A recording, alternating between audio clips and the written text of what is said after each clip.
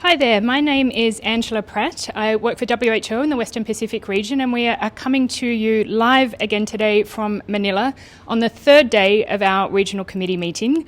I am delighted to be joined by WHO's Goodwill Ambassador for the SDGs, James Chau. James, thank you so much for being here. Thank you very much, Angela. Now, you've been busy this week. You've just finished moderating, I think, your third event.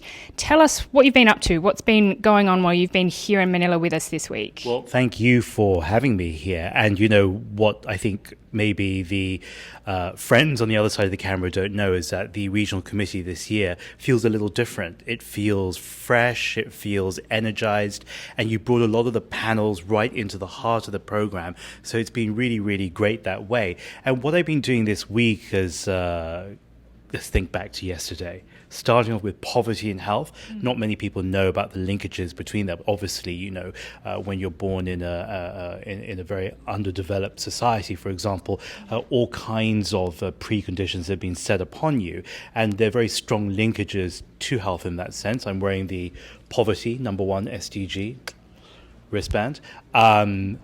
But also that's number 3 for health, the docking station of all SDGs. Then we move on to aging, because aging is a global trend. I think in a way it's exciting that we are able to get older in our societies, that there is technology, that there's medicine, there's science to support that.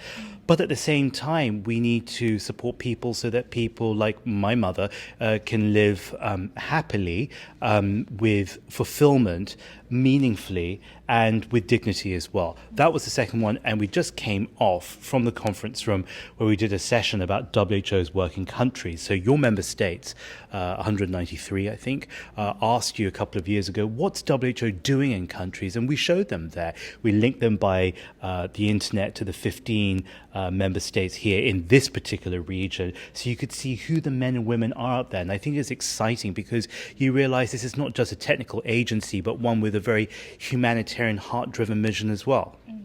You mentioned the link between health and poverty. Now, you are the Goodwill Ambassador for the SDGs, and obviously the SDGs highlight that link as well. What were some of the stories we heard in that event on health and poverty? What are some of who are some of the countries doing well in this area? I knew you were going to ask me about the event that I started off with, because now I can't quite remember. But let's see, when we go back to poverty, who did we have again? Let's say China. China, for example, a country that has and continues to have a problem with extreme poverty. When we think back to 40 years ago when China just come out of a very, very difficult period politically, there were hundreds of millions of people living in poverty. Poverty was an everyday reality. In fact, I think it was for the vast majority of the population in terms of percentage, well over 50%, well over. And that means education, there's a problem. That means there's a problem with hunger. That means there's a problem with all kinds of basic needs that we have just to see through to the next day.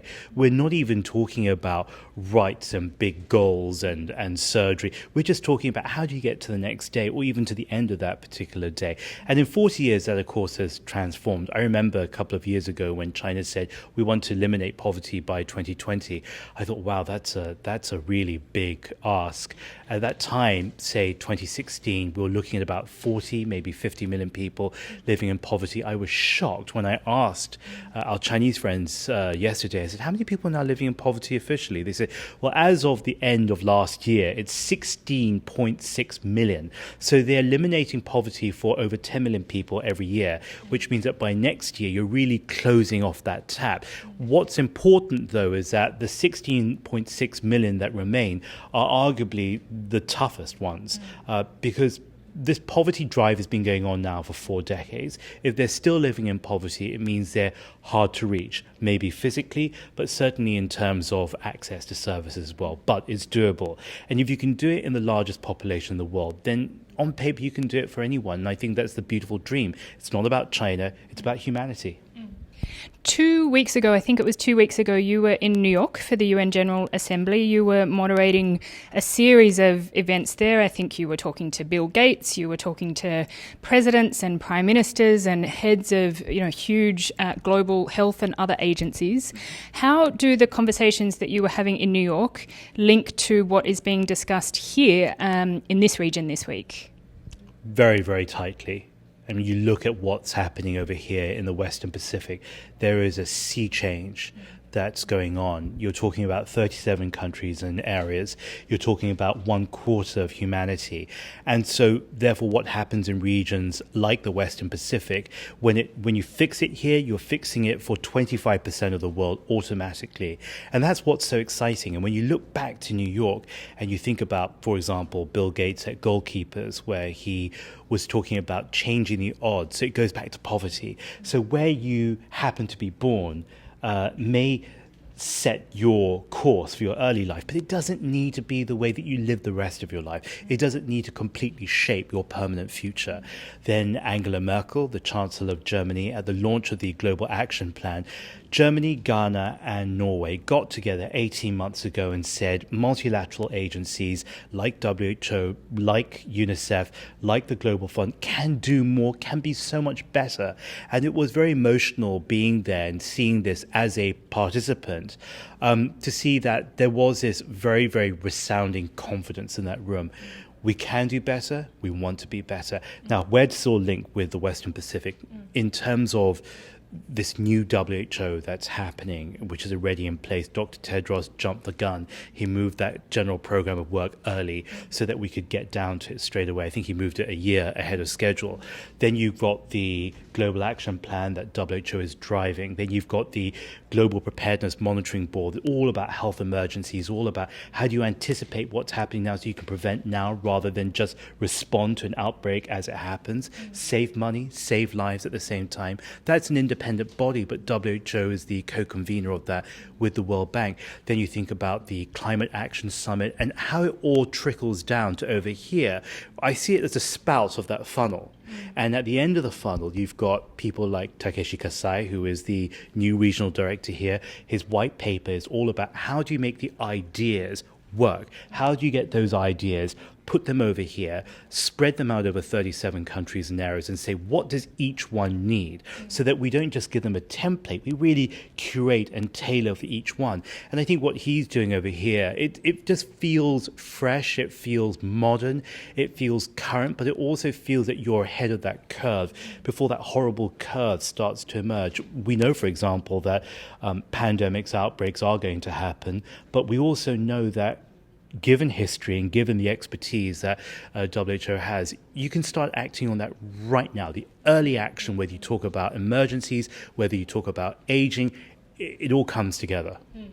James, you were appointed Goodwill Ambassador by the former Director General, Dr. Chan, I think it was 5 years ago, reappointed 1 year ago? 2 years ago, reappointed by the current Director General, Dr. Tedros. I know that this is a role that you love and you hold very, very close to your heart. What have been some of the highlights of your life as a WHO Goodwill Ambassador? It's given me a purpose.